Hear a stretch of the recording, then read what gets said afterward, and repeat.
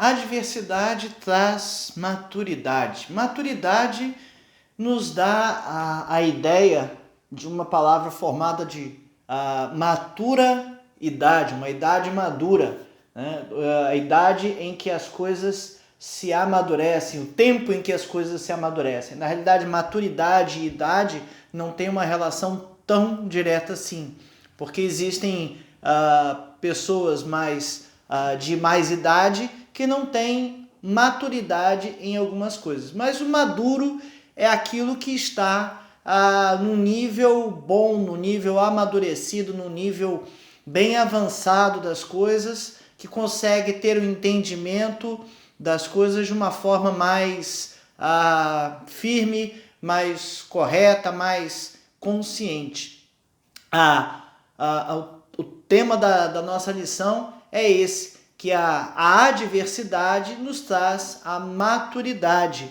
E como crentes, nós temos a esperança viva de que apesar de tudo que a gente esteja passando, Cristo está conosco e no final tudo será melhor.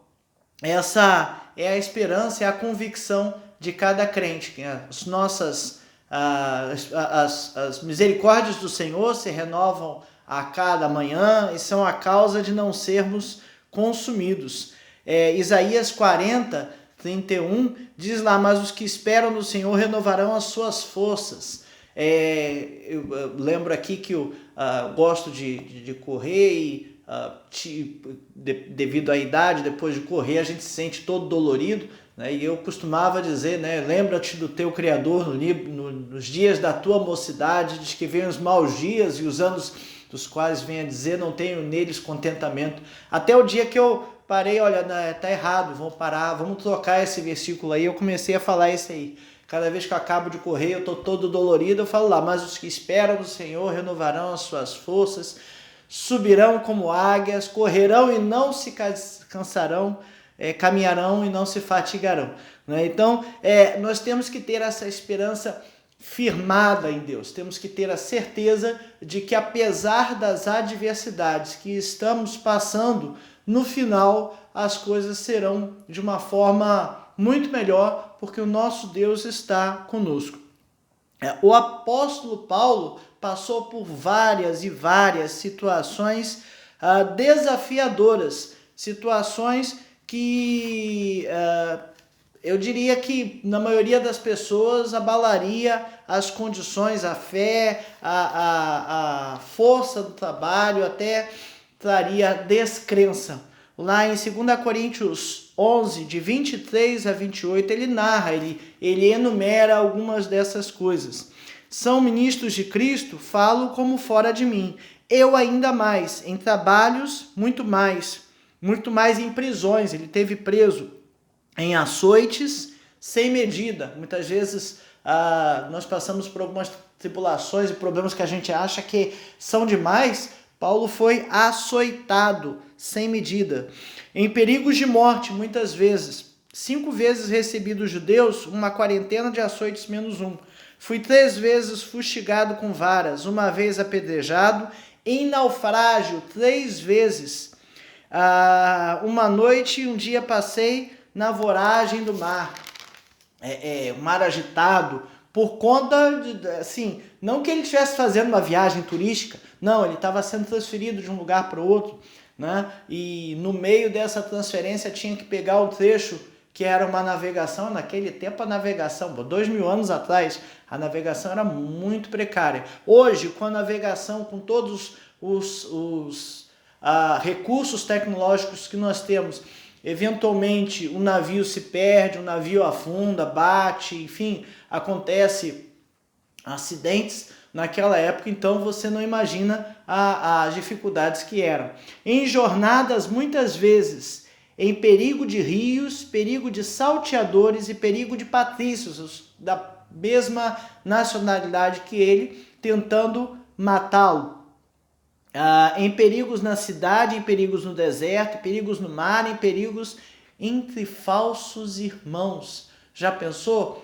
Você passando perigo porque os teus irmãos da igreja dizendo-se irmãos, estão lhe colocando em perigo, estão lhe denunciando, estão lhe, enfim, fazendo coisas que colocam a sua segurança em perigo. Em trabalhos e fadigas, em vigílias, muitas vezes. Em fome e sede, em jejuns, muitas vezes. Em frio e nudez. Além das coisas exteriores, há o que pesa sobre mim diariamente a preocupação com todas as igrejas. Então, Paulo passava frio e nudez por quê? Porque naquela época as prisões não eram que nem hoje. O camarada hoje vai preso, mas ele tem uma cama para dormir, tem um local máximo condizente possível. Às vezes não, mas o governo tem a obrigatoriedade de fazer e dentro de suas limitações tenta fazer. Mas naquela época, o prisioneiro ele não tinha alimentação garantida, roupa nem nada. Ele era só preso. Alguém tinha que levar comida para ele, alguém tinha que dar roupa para ele, alguém tinha que lavar as roupas dele, enfim, alguém tinha que suprir as suas necessidades. Não era o governo. Então ele passava frio e nudez, porque preso por pregar o evangelho, muitas vezes ele não tinha os recursos básicos para sobreviver. Atos 27 cita a questão do naufrágio dele. Então, houve ali um momento em que Paulo preso, perto do julgamento, ele teve que ser transferido de Cesareia para Roma, e no meio dessa navegação ali, o mar agitado e uma tempestade fez com que a carga e as pessoas, os tripulantes, quase morressem, a carga toda fosse perdida, e Paulo conseguiu manter a calma no meio de uma catástrofe. Será que eu conseguiria manter a calma no meio da catástrofe? Eu digo aos irmãos que não, sabe? Eu acho que não conseguiria manter, não. Já passei por algumas situações em que a gente, às vezes, perde a calma com muita facilidade. E isso revela pra gente, e eu tenho que ter uma coragem de dizer isso, né? Que isso revela pra gente uma falta de maturidade. Mas maturidade é uma coisa que, com o tempo, a gente vai ganhando. Então, alguns 10 anos atrás mais ou menos, voltava de viagem e o carro bateu a roda no buraco e amassou a roda. Só que no escuro a gente não viu o que é. E teve que parar e acionar o seguro, e era uma estrada escura e erma, e aquilo ali foi me dando sem acostamento direito, era mato dos dois lados, a gente não sabia se estava perto de alguma civilização ou não, e aquilo ali foi dando agonia, foi dando nervoso, e eu fui começando a ficar preocupado, porque cada veículo que passava ameaçava bater no carro, destroçar a minha esposa e a minha família toda. E aí eu fui começando a ficar nervoso com isso, estava com um bebê dentro do carro, uma criança ainda pequena, naquela época eu tinha 2 filhos, e a minha esposa saiu do carro e oramos, aquele pisca-pisca do carro não fazia não dava vencimento, como se fala aqui, né? Não era um alerta suficiente à noite, no escuro, no breu, para dar segurança ao carro.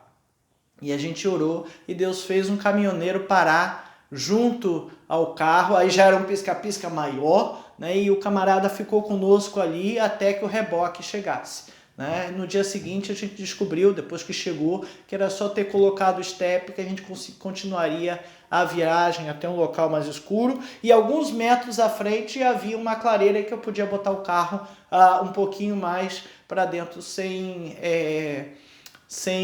tanto risco. Mas a gente não tinha noção do que estava acontecendo. E naquele momento ali, eu vi que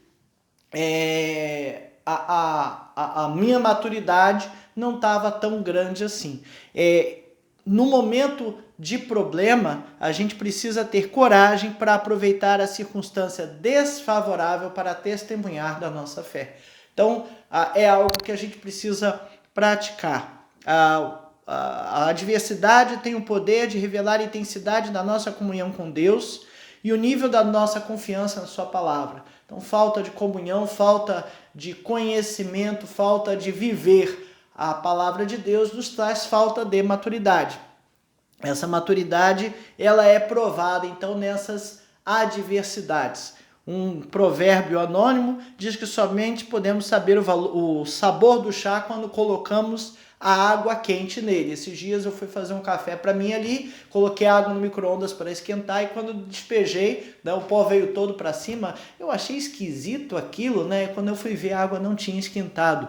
É bem interessante a situação. A água não esquentou, então o pó subiu. Quando a água estava quente, o pó não sobe, ele fica lá no fundo e aí sim ele solta aquele caldo lá que é o café que a gente toma. Então a água quente ali vai escaldar o pó, tanto do chá quanto do café ali, vai revelar o que tem naquilo ali. Então a gente precisa dessa água quente, dessa adversidade, para que a gente possa realmente ver como está o nosso nível de maturidade. Quando estamos no nível de normalidade, a gente vive e mostra quem a gente quer ser. A prova maior disso é que no nosso trabalho, na nossa escola, nós somos uma pessoa muito diferente de como somos em casa. Em casa, a gente está à vontade e tem as pessoas da casa ali numa convivência, às vezes até sem paciência, do dia a dia, e agora na quarentena isso aí está se revelando com muito mais propriedade, né? A gente tem que ficar em casa com nossa família e a gente vai ficando enjoado daquilo ali, e às vezes a falta da atividade, às vezes a falta de uma rotina ali nos faz ficar estressados com aquilo ali e a gente perde a paciência com muita facilidade. No entanto, para os que estão fora de casa, a gente monta um personagem, vive aquele personagem, às vezes na igreja, às vezes na faculdade,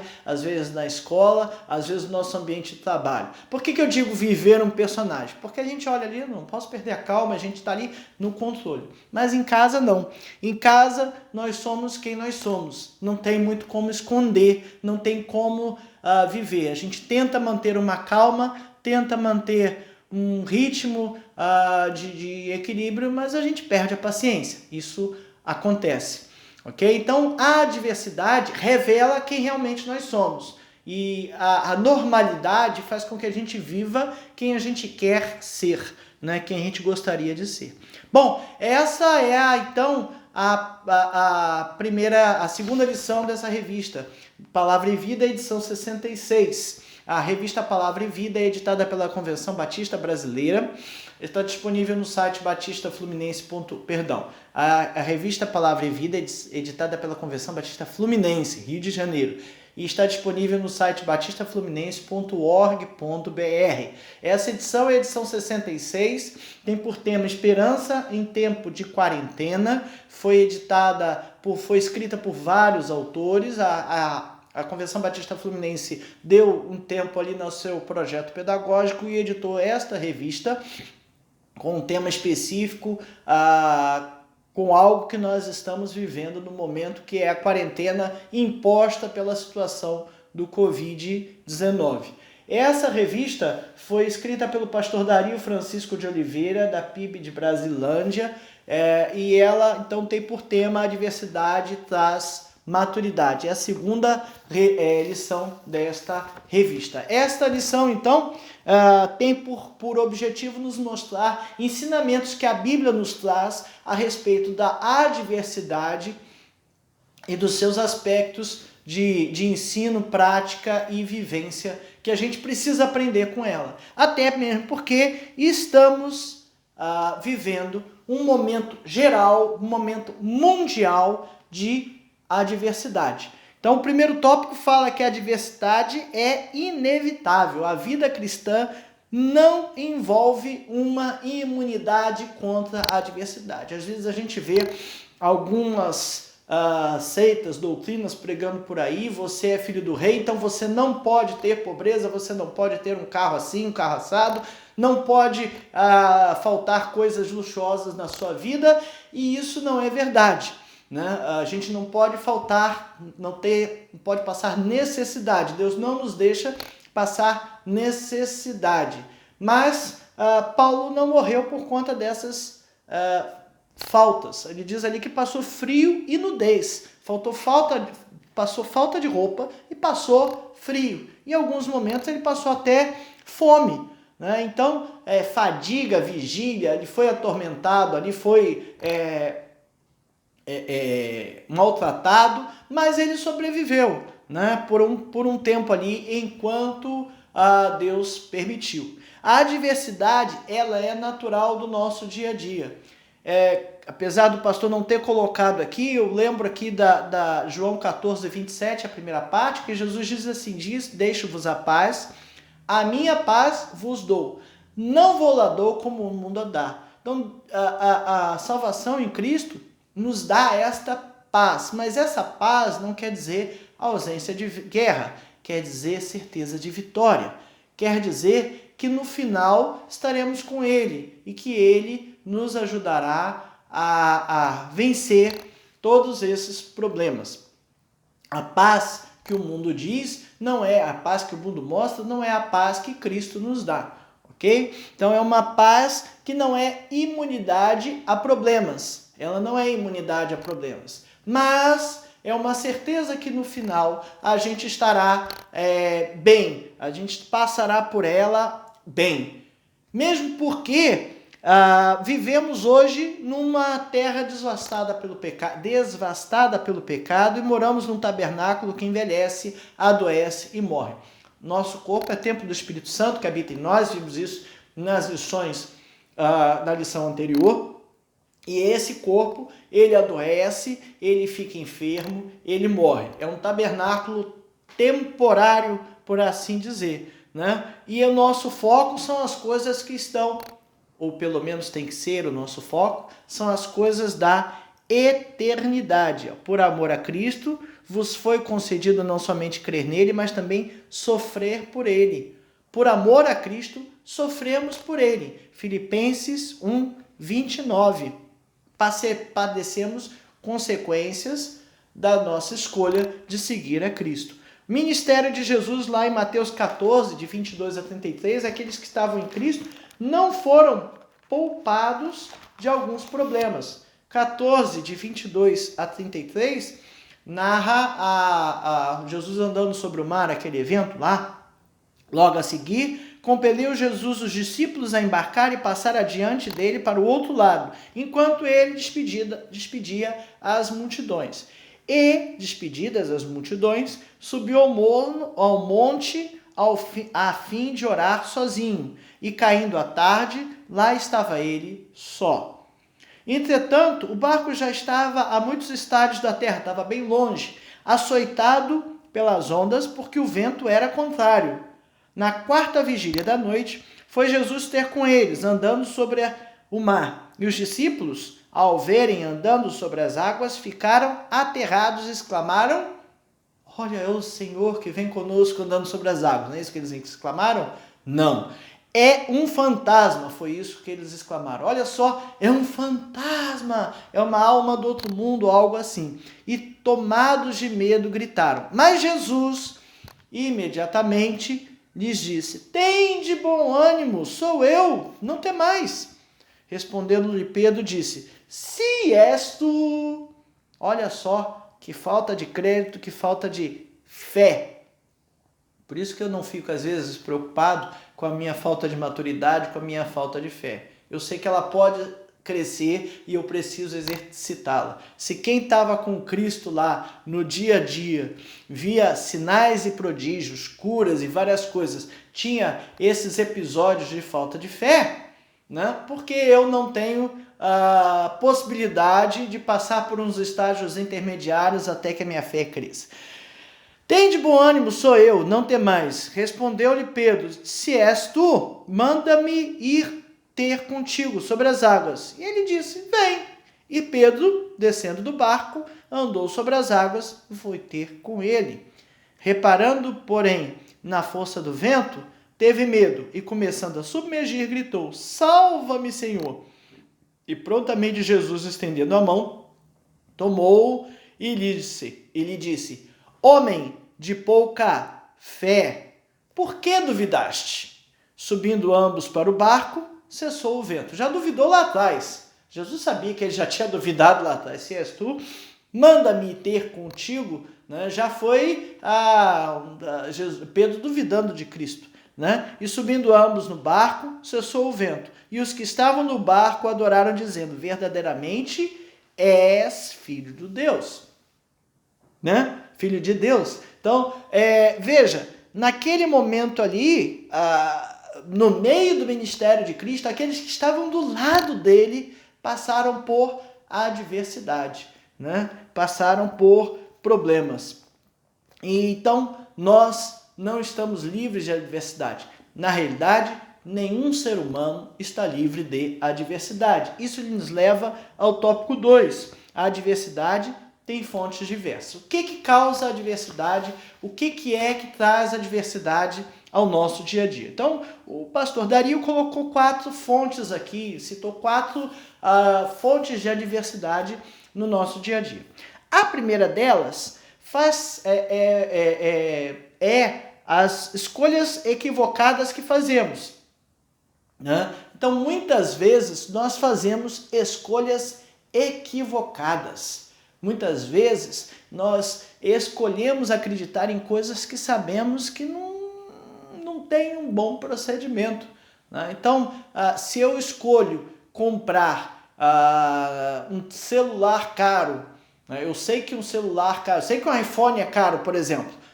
Eu escolho comprar um iPhone por 400, 500 reais ali na feirinha. Olha, eu estou tentando me enganar. Tem algum problema? Tem algum problema sim, não está correto. Mas o cara está me vendendo com nota fiscal? Olha direitinho, porque tem algum problema. Se eu resolvo comprar um produto que eu sei que é caro, que custa R$1.000, eu vou ali na feirinha e compro ele igualzinho por 300, por 70, por 100. Eu estou me enganando. E as consequências podem ser as mais diversas possíveis.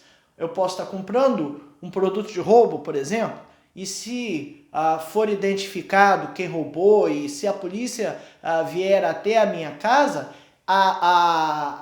eu vou ser arrolado num processo como receptador de um produto de roubo. Você sabia disso? Esses dias eu estava vendo uma reportagem na TV a respeito de roubo de animais de estimação, né? E o camarada que comprou foi autuado como receptador de produto de roubo. A primeira vez você passa, mas a sua ficha fica manchada. E aí, você vai fazer isso? Né?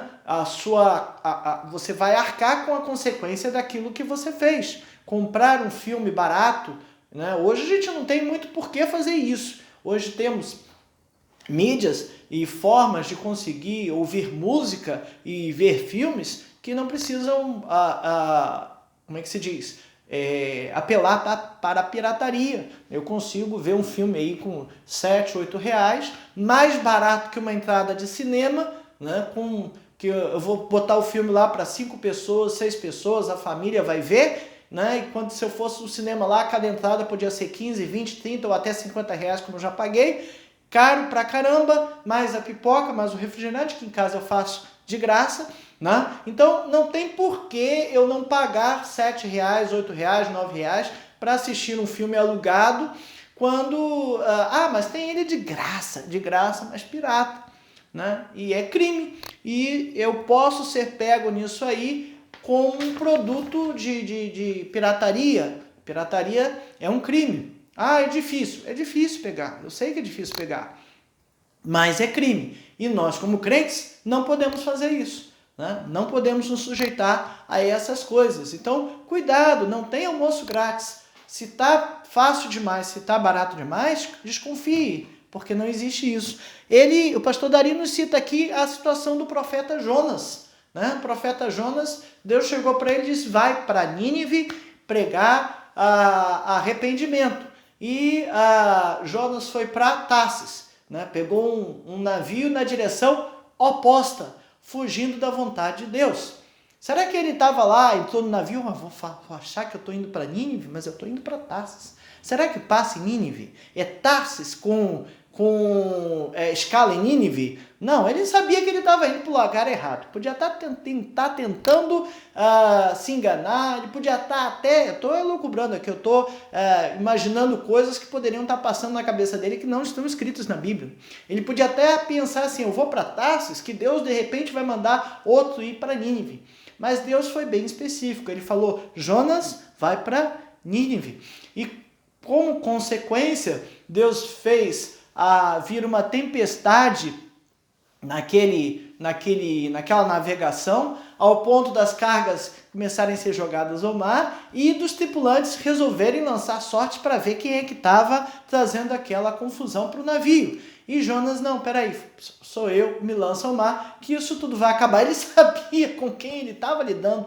Olha só que coisa, né? E a consequência toda foi aquela. Foi engolido por um peixe, ficou 3 dias na barriga de um peixe, poderia ter morrido. Deus não quis que ele morresse. Foi vomitado numa praia para depois ir para Nínive para pregar aquilo que Deus mandou. Então, as consequências das coisas erradas que nós fazemos, elas serão arcadas por nós. Nós temos que arcar com elas. E serão consequências, com certeza, coisas erradas vão trazer adversidades. É uma prova de Deus. Não, se você fez errado, querido, não é prova de Deus, não.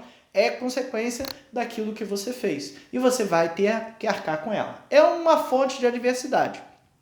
A segunda fonte de adversidade, que o pastor Dario cita aqui, são as pessoas que estão à nossa volta.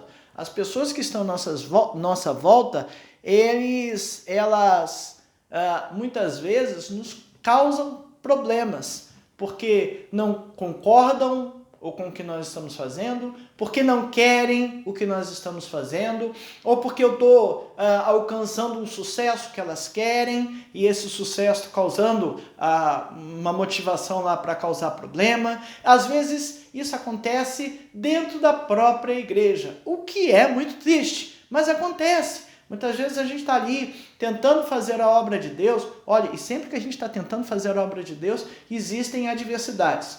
Normal. Para gravar uma aula dessa, para estudar uma aula dessa e preparar o vídeo, existem e acontecem várias adversidades. Para preparar uma aula de EBD e dar uma aula de EBD presencial, como a gente fazia, né? Ou vai voltar a fazer em breve, se Deus quiser, também há adversidades, há problemas, há coisas que acontecem ali para nos tirar a paz, o juízo. Quantas vezes eu estou indo para a igreja para dar uma aula de EBD e acontece alguma coisa que me aborrece, às vezes um problema no trânsito, às vezes alguma coisa ali, enfim, problemas acontecem o tempo todo e eles vêm para nos tirar a paz. E esses problemas às vezes são pessoas que estão à nossa volta. Alguém que está vendo o que a gente está fazendo, em vez de ajudar, resolve atrapalhar, né? Tá lá e resolve criticar e resolve...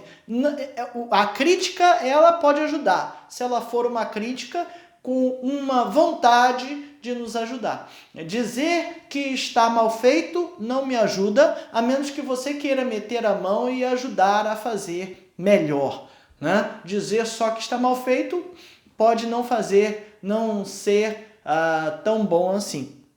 Mas olha lá então, Paulo teve esse tipo de problema. Então em 2 Coríntios ali, 11:5, ele está lá falando de alguns dos problemas que ele teve. 2 Coríntios 11, versículo 5, porque suponho em nada ter sido inferior a esses tais apóstolos. Então Paulo está falando e as pessoas não estão acreditando e talvez fosse até muito natural que não acreditassem nele naquele momento. Ele estava recém-convertido, muito pouco tempo de conversão, né? E ele era um perseguidor da igreja. Então, será que ele está falando coisas certas ou não? Mas ele começa a falar aqui, mas receio, assim como quisera eu, no início do capítulo, que me suportasseis um pouco mais da minha loucura. Suportai-me, pois, porque zelo por vós com o zelo de Deus, visto que vos tenho preparado para apresentarmos como virgem pura a um só esposo que é Cristo. Mas receio que, assim como a serpente enganou a Eva com a sua astúcia, também assim seja corrompida a vossa mente, se a parte da simplicidade e pureza devidas a Cristo. Se na verdade vindo alguém prega outro Jesus que não temos pregado, ou se aceitais espírito diferente que não tens recebido, ou evangelho diferentes que não tendes abraçado, a esse de boa mente o tolerais. Porque aí ele fala, supõe nada ter sido inferior a esses tais apóstolos. Então, veja que as pessoas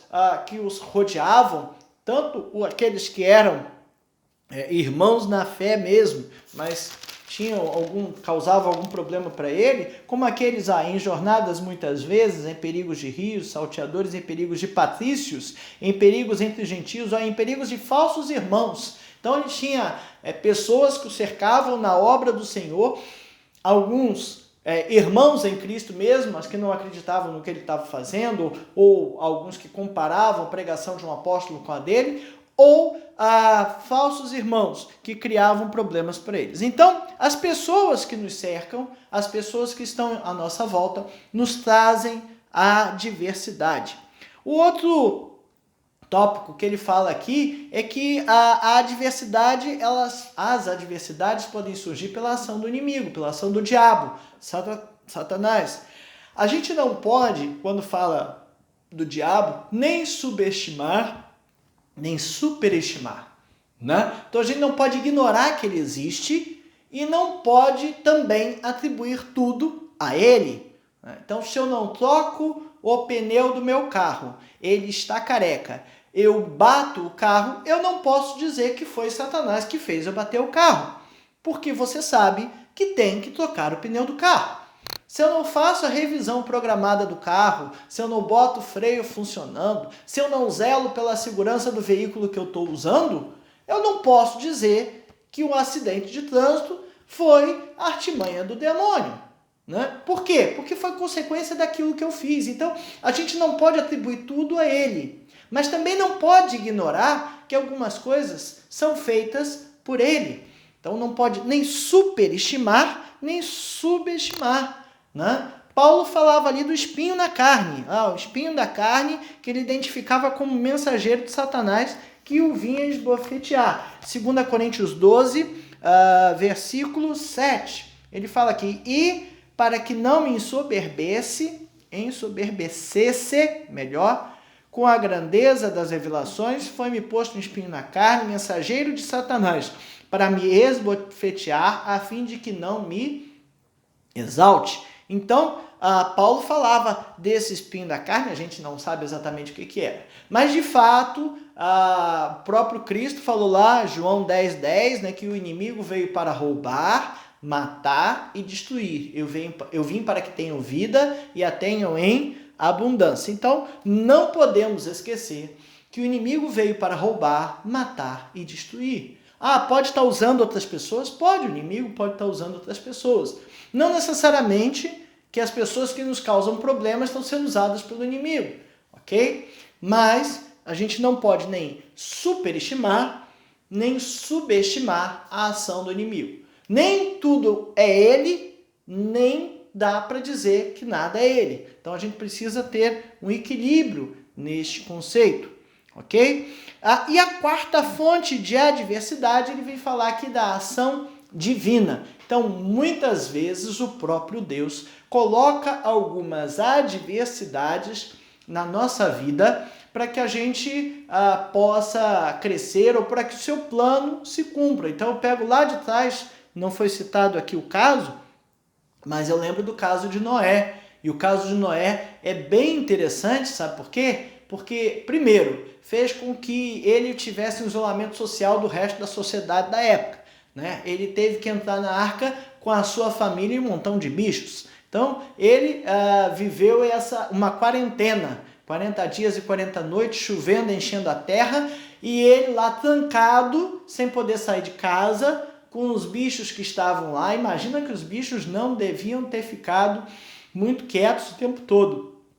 Deve ter tido muita confusão. Imagina uma arca cheia de bichos e aquilo ali tendo que dar comida para todo mundo e tendo que alimentar todo mundo e cada um fazendo suas necessidades. Aquilo ali deve ter ficado um negócio complicado. E só a família dentro, né? Família é aquele grupo que a gente naturalmente já tem as tretas do dia a dia, já briga com a família no dia a dia e como é que se diz? E já tem todos os problemas envolvidos com as nossas famílias, com a nossa família, né? Então ele estava ali trancado na arca, na sua quarentena, e Deus mandou um dilúvio, uma adversidade muito grande, uma incerteza muito grande se ele e a família de fato iam sobreviver. Sobreviveram crentes na promessa de Deus. Ele construiu a arca crente na promessa de Deus. Olha só que desafio fazer uma obra gigantesca por conta de uma promessa de Deus. Será que quantas vezes Noé deve ter duvidado que aquilo ali realmente ele estava entendendo ou não? Ele já tinha uma certa idade, então o povo deve ter achado que ele estava gagá. Várias vezes. O povo em volta com certeza. E a família? Até que ponto a família confiava em Noé e no seu relacionamento com Deus para que de fato acreditasse, participasse e ajudasse a construir? Né? Ló saindo lá de Sodoma e Gomorra, né? Ló tendo que sair da cidade, até que ponto ele teve que acreditar que de fato Deus ia salvá-lo ou não. Aqui o pastor Dario cita então Jonas 1:4, que foi a tempestade que Deus mandou para que Jonas fosse revelado ali no não cumprimento da ordem que Deus havia dado, né? E aqui ele fala de outros textos também. Então tem lá a conversão do carcereiro, Atos 16.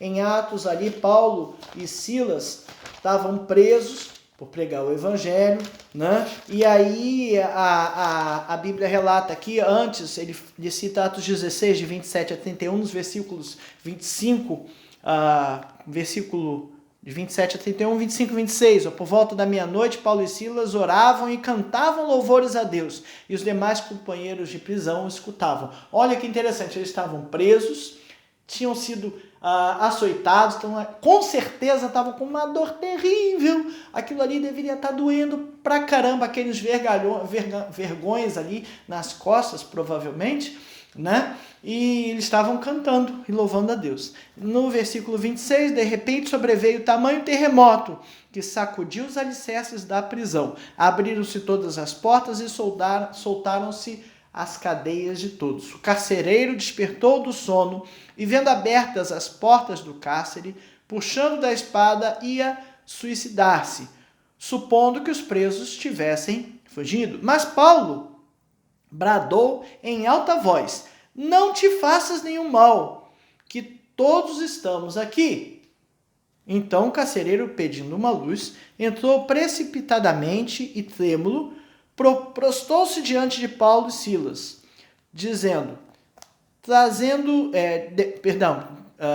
prostou-se diante de Paulo e Silas. Depois, trazendo-o para fora, disse: Senhores, o que devo fazer para que seja salvo? Responderam-lhe: crê no Senhor Jesus e será salvo tu e tua casa. Veja que Deus usou o terremoto, não foi para livrar Paulo e Silas, porque eles depois disso o texto continua, eles permaneceram presos. O carcereiro lavou os seus vergões, as suas feridas, deu comida, né? Levou até casa, mas no dia seguinte voltou para a prisão. Continuaram presos, não tiveram a sua liberdade por causa do terremoto. O terremoto foi usado para que o carcereiro fosse convertido, né? E olha só que interessante, no meio de uma confusão dessa, vamos aproveitar para fugir, Deus está nos libertando. Não. É apenas para que um carcereiro seja convertido. É algo que às vezes a gente não entende muito bem. Ali, Atos 9, 17 e 18, ainda na conversão de Paulo, né, cita ali, quando Paulo se converteu, ele ficou cego. A luz na qual Cristo apareceu para ele e o deixou cego. E lá nos versículos 17 e 18, Ananias foi encontrá-lo. Então Ananias foi e entrando na sua casa, ele estava cego, impôs sobre ele as mãos, dizendo: Saulo, irmão, o Senhor me enviou a saber o próprio Jesus que te apareceu no caminho por onde vinhas, para que recuperes a vista e fiques cheios do Espírito Santo. Imediatamente lhe caíram dos olhos como que umas escamas e tornou a ver. A seguir, levantou-se e foi batizado. E depois de ter se alimentado, sentiu-se fortalecido. Então permaneceu em Damasco alguns dias com os discípulos. Aí ele foi aprender um pouco mais. Então, a adversidade da cegueira de Paulo foi para que, primeiro, ele se convertesse. Segundo, eu creio até que os próprios irmãos que ficaram ali com medo, né, de chegar perto, pudessem testemunhar de fato da sua conversão. Né? Veja que se Paulo não tivesse ficado numa situação de fragilidade, de dependência dos outros, os irmãos talvez não tivessem se achegado com ele com tanta facilidade. Mas ele ficou ali numa situação frágil, dependendo dos outros, né? Então ele ficou à mercê do que os outros quisessem fazer. Se um discípulo de Cristo entendesse que era o caso de matar Paulo, era hora. O cara estava fraco. O cara estava sujeito a qualquer problema. Mas não era isso que Deus queria. Não foi esse o plano de Deus. Né? O plano foi que Paulo se convertesse através da sua cegueira e da ação de outros irmãos. Ele ainda fala aqui, Atos 11, 19 e 20, do espalhamento do evangelho. Olha lá, Atos 11, 19 e 20.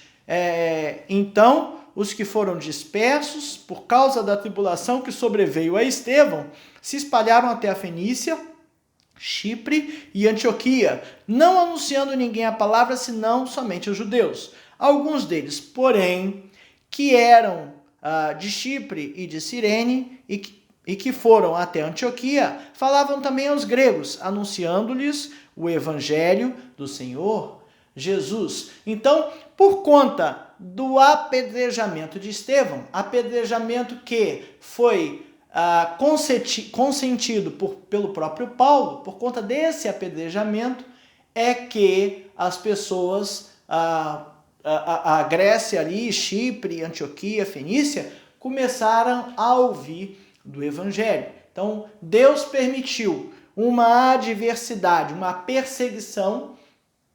Estevão apedrejado, com certeza o povo deu no pé com medo de ser apedrejado. Só que deu no pé, se espalhou e saiu pregando o evangelho. Então foi um meio que Deus usou para que uma ação divina para cumprir um propósito de Deus. Então, essas quatro formas aqui das adversidades aparecerem foram citadas e são 4 formas interessantes. Então, escolhas equivocadas nossas fazem as adversidades aparecerem, pessoas que estão à nossa volta causam adversidades a nós, a ação de Satanás, a ação do inimigo, do diabo, e a ação divina para que algum propósito se cumpra. E qual é a pedagogia disso? Tópico 3 nos diz ali, a adversidade é pedagógica. Então, o título da nossa lição diz que a adversidade traz maturidade. Então, nós precisamos entender que a adversidade tem que ensinar alguma coisa. Então, vamos lá. Mais importante que passar pelas adversidades é aprender com elas. Cada vez que eu tenho um problema, cada vez que eu tenho uma situação para resolver, é muito importante que eu aprenda com ela e que eu cresça com ela. Então, isso precisa ser acrescentado ao meu dia a dia. Então, na adversidade, nós aprendemos que somos pó. 3.1 aqui o pastor Dario colocou. Somos pó, né? Salmos 8:4, Davi fala lá, que é o homem para que se lembres dele, né? Não somos nada, o homem é pó. Jeremias 17, versículo 5 a 7, assim diz o Senhor, maldito o homem que confia no homem, faz da carne mortal o seu braço e aparta o seu coração do Senhor, porque será como um arbusto solitário no deserto e não verá quando vier o bem. Antes, morará nos lugares secos do deserto, na terra salgada e inabitável. Bendito o homem que confia no Senhor e cuja esperança é o Senhor. A situação que nós vivemos hoje, a nível mundial, mostra que o homem é pó. O Covid-19, esse vírus microscópico, não dá para ver, ele é microscópico. Tanto é que esse é um dos problemas, a gente não sabe se aqui onde eu estou tem vírus ou não tem vírus. E eu só vou saber 10, 15 dias depois que passar aquele período de incubação, quando ele começar a fazer efeito. E quando fizer efeito, eu não sei se vai ser só um resfriado, uma coriza, uma dor de cabeça, uma dorzinha no corpo, ou se eu vou ficar de cama, meu pulmão tomado, e eu vou precisar de um respirador, de uma UTI, enfim. A gente não sabe. A gente tem algumas evidências, a gente não conhece como esse vírus atua. E perante esse vírus microscópico, tanto nações ricas e poderosas, o próprio Estados Unidos, a Europa toda, o velho mundo, né, que tem ali um centro de poder econômico grande, a China, que vem crescendo num centro de poder, num poder econômico, todas essas nações perderam vários habitantes, a taxa de 0,5% da população. É uma taxa pequena, mas tem gente morrendo. Não podemos simplesmente abrir mão disso. Né? Não, vai morrer 0,5%, pronto, é estatístico, então pronto, podemos fazer. Não é assim. Né? Tem pessoas, vidas, sendo perdidas por conta da gente não saber como lidar com isso. E microscópico, esse vírus causa a todos nós, de forma indiferente, grandes problemas, né? Que é o homem, para que se lembre dele. 3.2. Na adversidade, aprendemos que o mal é uma realidade. O mal é uma realidade. 3 coisas que não podemos esquecer. Que o mundo é mundo. O mundo jaz no maligno. 1 João 5,19. O mundo é mundo, não vai deixar de ser mundo e o mundo jaz no maligno. Nossa convivência com o mundo vai trazer para nós, no nosso dia a dia, coisas más. Segunda coisa, a carne é fraca, né? A carne é carne, vai continuar sendo carne e ela é fraca. Mateus 26:41, né? Jesus diz que a carne é fraca, mas o espírito tem que ser forte. Mas a carne é fraca e está aí para nos enfraquecer e está aí para causar problemas a nós. Não podemos esquecer que o mundo é mundo, a carne é fraca e o diabo nunca deixará de ser o diabo. Né? Ele veio para matar, roubar e destruir, João 10:10, e ele é um inimigo e é mentiroso. O inimigo é mentiroso, João 8:44. Né? Não podemos ignorar o inimigo.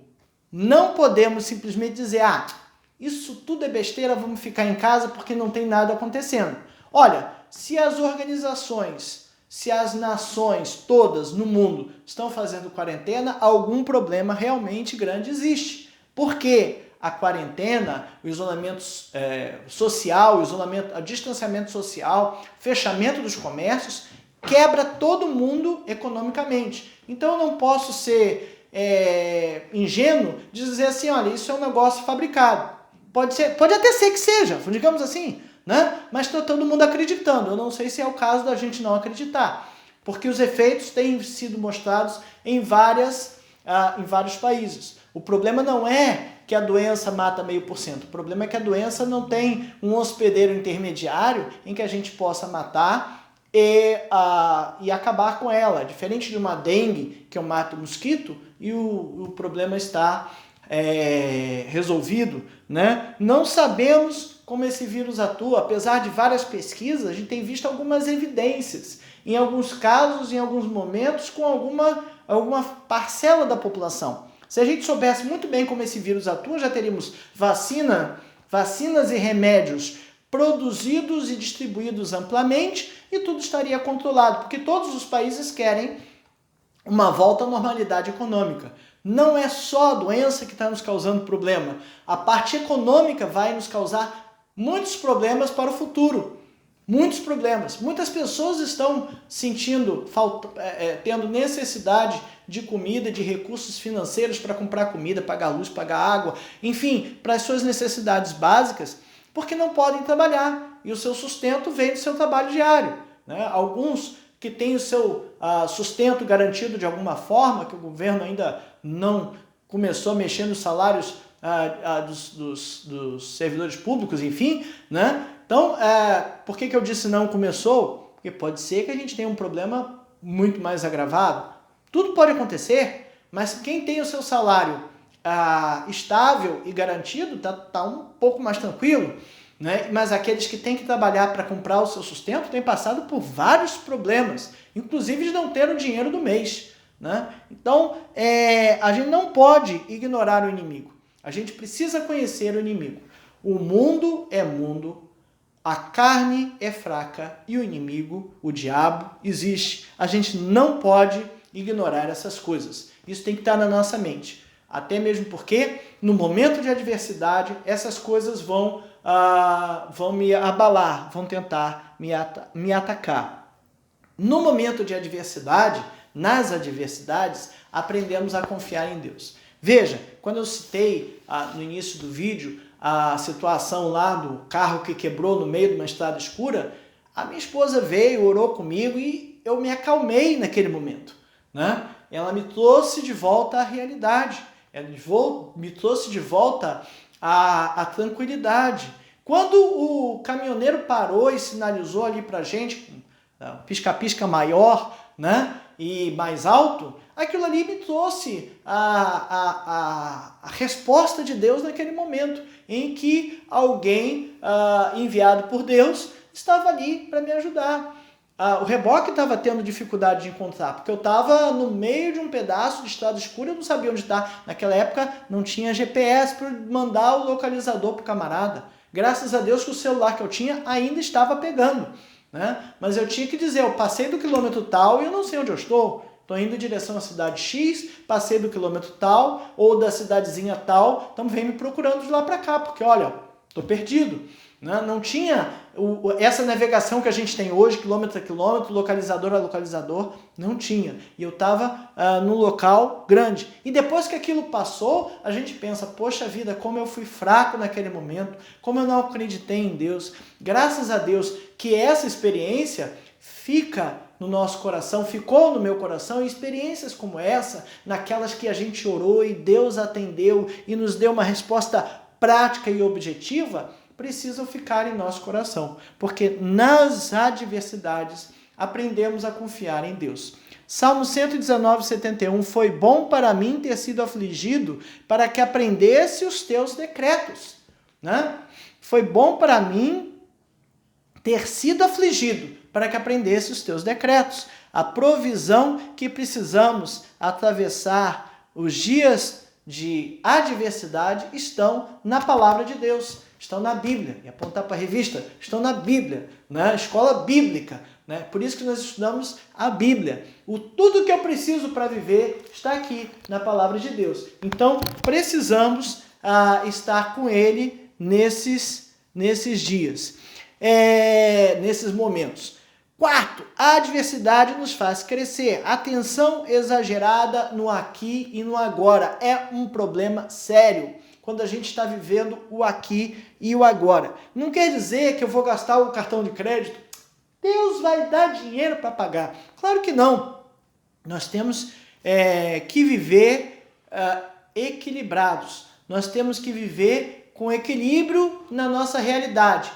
Mas temos que lembrar que o aqui e o agora é transitório. Paulo não estava preocupado com as coisas presentes, ele estava preocupado com as coisas celestiais. Então tem aqui uma série de textos, Romanos 8, 18, diz assim, porque para mim tenho por certo que os sofrimentos do tempo presente não podem ser comparados com a glória a ser revelada em nós. Romanos 8:18. Filipenses 1, 21. Gálatas, Filipenses 1, 21. Diz aqui: porquanto para mim o viver é Cristo e o morrer é lucro. Ele queria se matar? Não. Ele só dizia assim: se eu morrer, eu vou estar com Deus. Eu vou estar na eternidade. Olha que maravilha. Não há motivo para eu tirar minha vida, né? Eu tenho uma missão para cumprir e eu tenho um galardão. Eu vou receber um galardão à medida do que eu cumprir a minha missão. Mas quando eu morrer, estarei com Cristo, né? Então, o morrer é lucro. Gálatas 2:20. Logo, não sou eu quem vive, mas Cristo que vive em mim. E esse viver que agora tenho na carne, vivo pela fé no Filho de Deus que me amou e a si mesmo se negou por mim. Então eu vivo na carne, mas eu vivo pela fé no Filho de Deus. Não é fé que a conta do cartão de crédito vai ser paga, que todas as contas... Tudo bem, Deus vai prover essas coisas para nós. Com certeza vai. Não vai nos prover necessariamente riqueza. Ele vai nos prover as nossas necessidades, né? Mas essas adversidades são instrumentos de Deus para que possamos crescer, para que possamos aprender.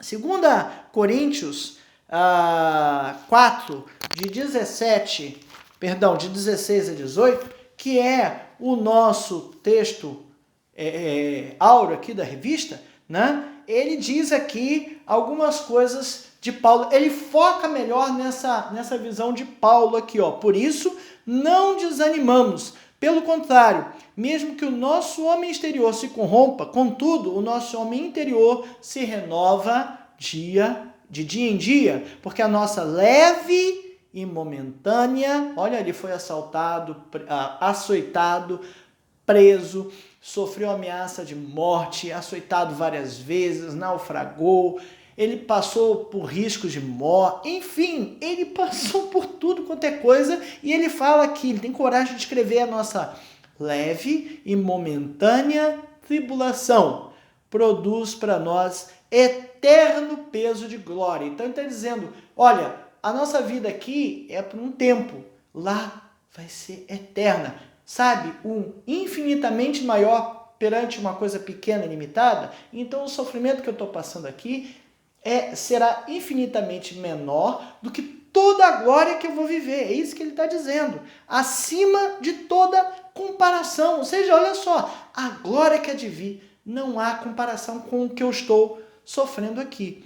Não atentando nós nas coisas que se veem, mas nas que não veem, porque as que se veem são temporais e as que não se veem são eternas. O que ele está falando aqui que a gente precisa minimizar a importância das coisas que estamos vivendo, porque ela vai ser maximizado a eternidade, né? Maximizar o alcance da fé e do conhecimento que estamos aprendendo. Os seus resultados serão para a eternidade, tá? E a gente não pode viver focado nos problemas do tempo em que vivemos, né? E o fim da história, qual vai ser o fim da história? Tá lá em Apocalipse. Quer saber o fim da história? Leia Apocalipse e as suas últimas páginas. Todo livro, né, tem a sua conclusão lá no final. O pastor Dario disse que às vezes não tinha paciência de ler a revistinha em quadrinho, as historinhas, e ia para o final para ver como é que acabava, né? A Bíblia também é assim, no final tem o Apocalipse, e lá diz como as coisas vão acabar. Claro que são profecias, claro que são coisas, às vezes, por alguns códigos, mas com certeza a eternidade vem. E com certeza os salvos estarão com eles. Eu estarei com Cristo na eternidade. E as tribulações, os problemas que eu passo por aqui, elas precisam me ensinar a como estar com calma, com tranquilidade. Calma e tranquilidade no meio de um problema é dose, né? Mas é necessário que eles me ensinem, esses problemas me ensinem dessa forma pedagógica, como o pastor Dario colocou, para pensar e agir. Por serem imprevisíveis as adversidades, como você está preparado para suportá-las.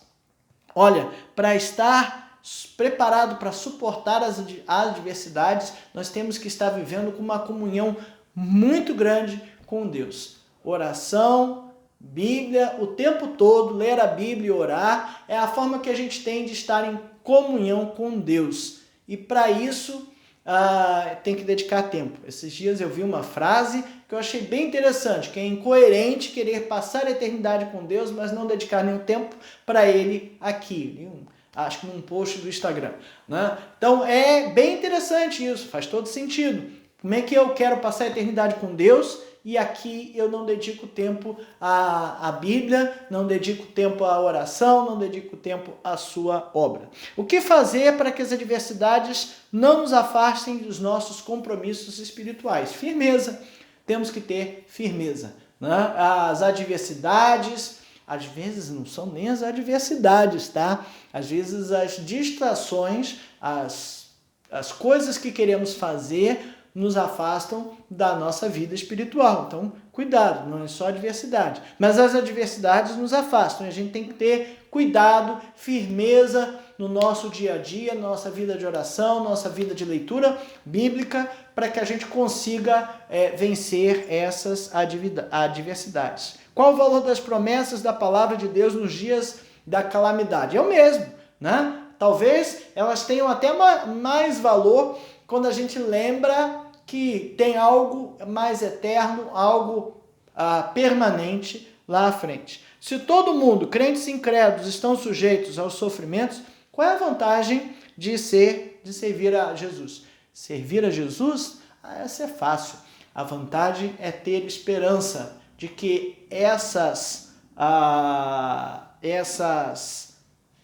tribulações momentâneas não se comparam à glória que há de vir, né? Porque a nossa leve, 2 Coríntios 11:17, porque a nossa leve e momentânea tribulação produz em nós eterno peso de glória, acima de toda comparação, não atentando nós nas coisas que se veem, mas nas que se não veem, porque as que se veem são temporais, e as que não se veem, as que se não veem, são eternas. Que Deus nos ajude a manter o foco nas coisas eternas, porque eternamente estaremos com Ele, se salvo somos. Que Deus nos abençoe.